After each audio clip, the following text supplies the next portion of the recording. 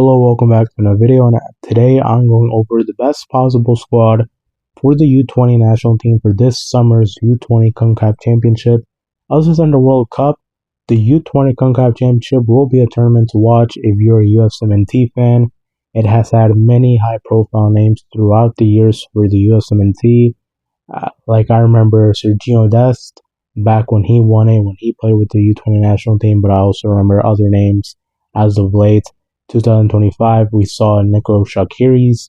He played amazing in that tournament. And then 2023, I remember seeing Diego Luna in that tournament. So we've seen some pretty high profile names or some roster level players play in that tournament. And today, I'm going over the best possible U-20 CONCACAF Championship squad.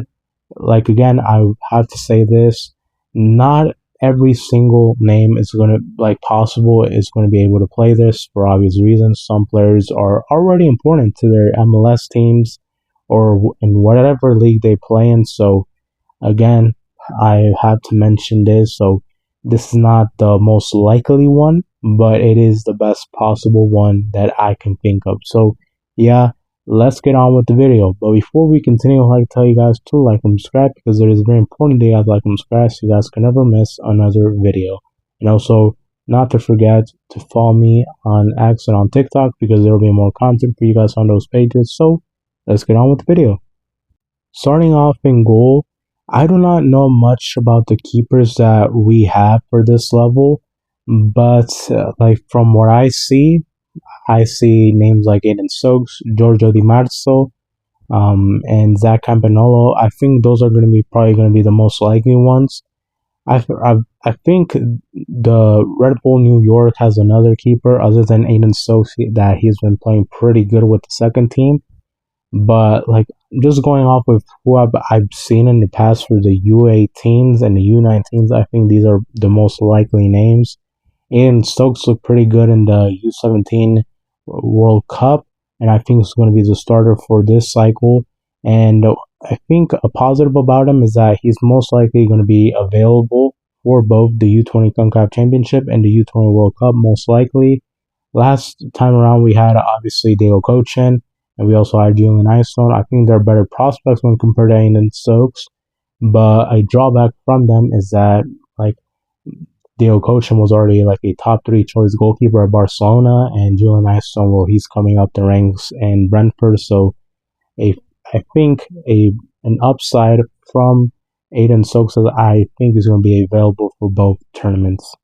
Now going with the center backs, and this time around I think there's an upgrade. Last time around for the 2025 cycle, I remember Josh Winder, Ethan Kohler, but there was also some options that didn't come, like Mata and Kimboni, but I think there's more options this time around.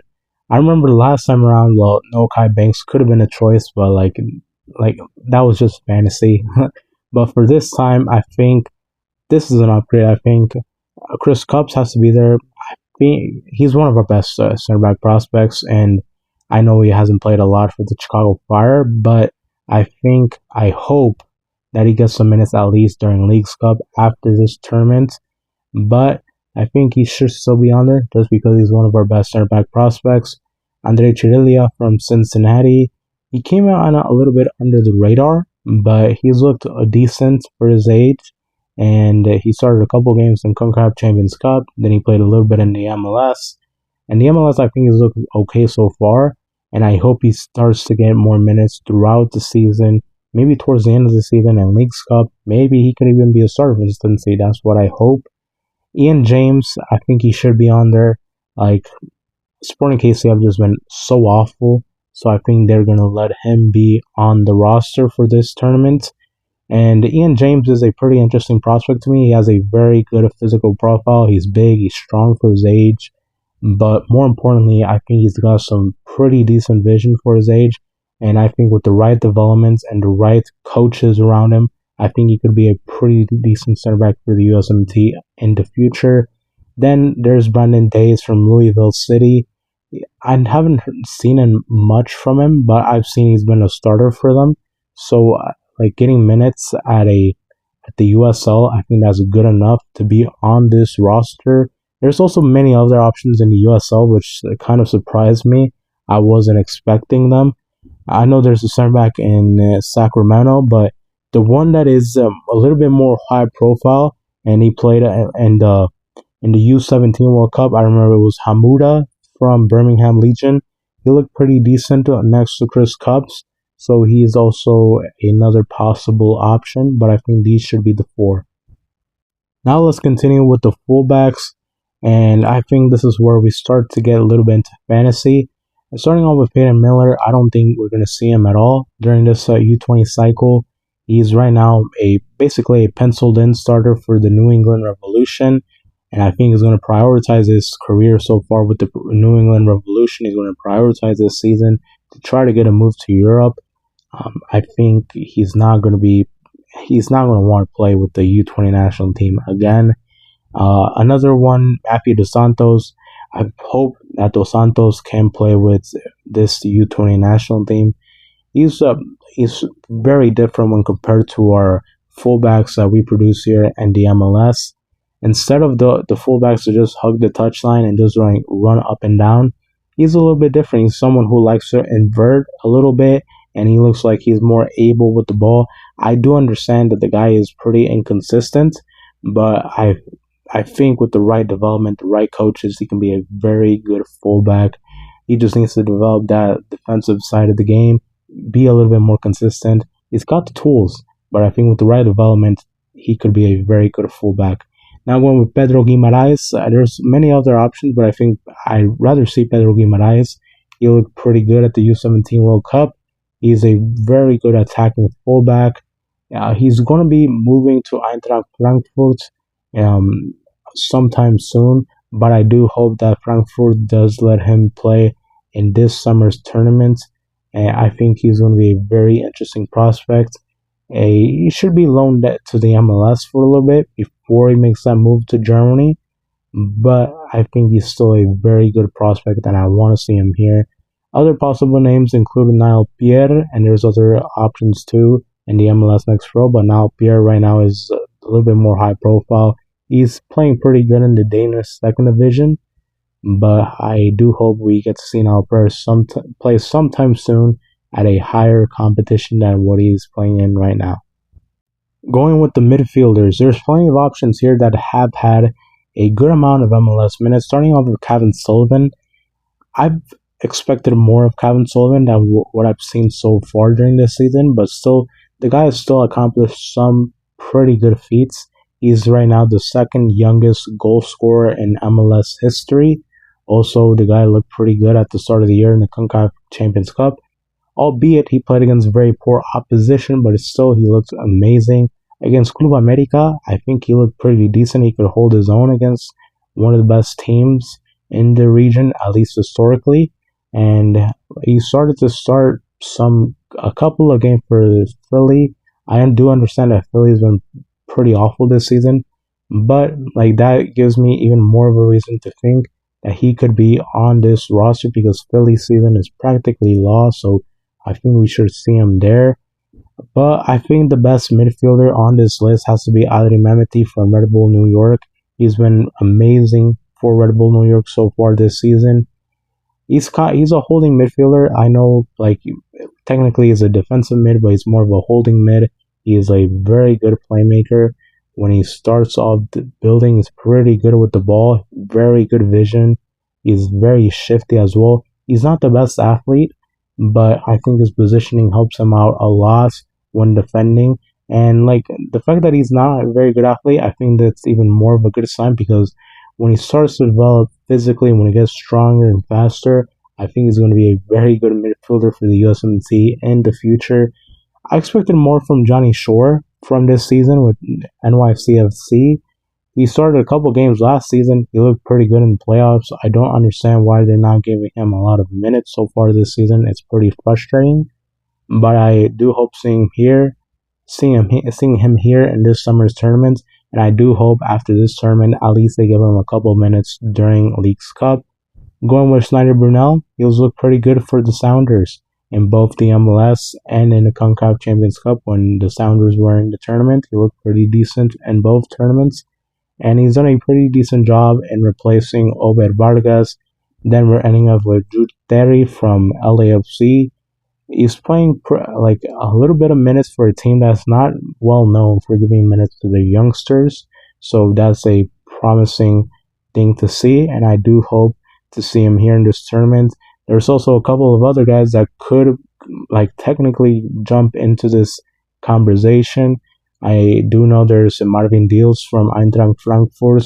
I don't know the likeliness of him being released, but I do hope seeing him in this tournament. He debuted for Frankfurt in the Bundesliga, or was in Champions League. I don't remember, but he debuted for them.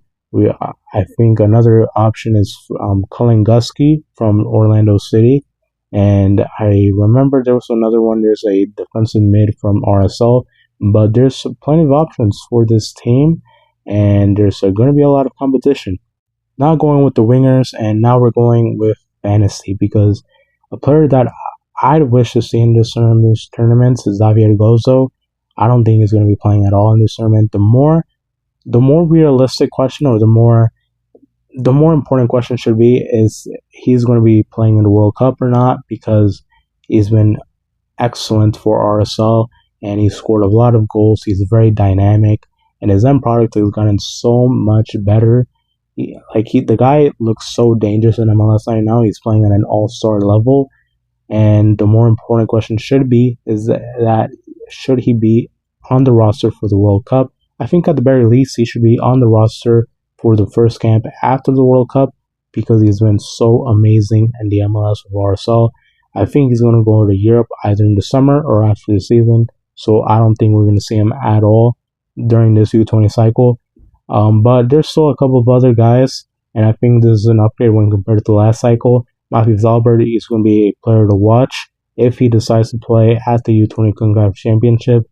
He's the youngest American debutant in the Bundesliga, and he was the best player, in my opinion, during last year's U17 World Cup. He's just a very good winger prospect that I've seen so far with the youth national teams. Then Pasha Bershima's expected a little bit of more from him, but he's playing pretty good so far for Charlotte's FC's MLS Next Pro team. Aiden Erzakani, I don't know how to pronounce his last name. Aiden Erzakani from RSL. I think he's the next guy up at RSL after Xavier Gozo leaves. He's scored a couple of goals for RSL, and I've seen pretty good moments from him. So I think he's the next guy up after Xavier Gozo leaves to Europe. Finishing this video off with the strikers, and starting off with Julian Hall. This is a similar case to Xavier Gozo.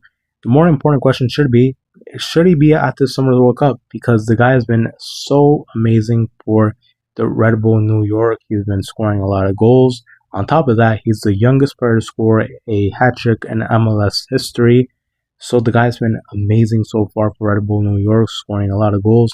This was a question that I wouldn't even be thinking of asking at the start of the year, because he was awful at the U17 World Cup, but for some reason the guy has been lighting up MLS.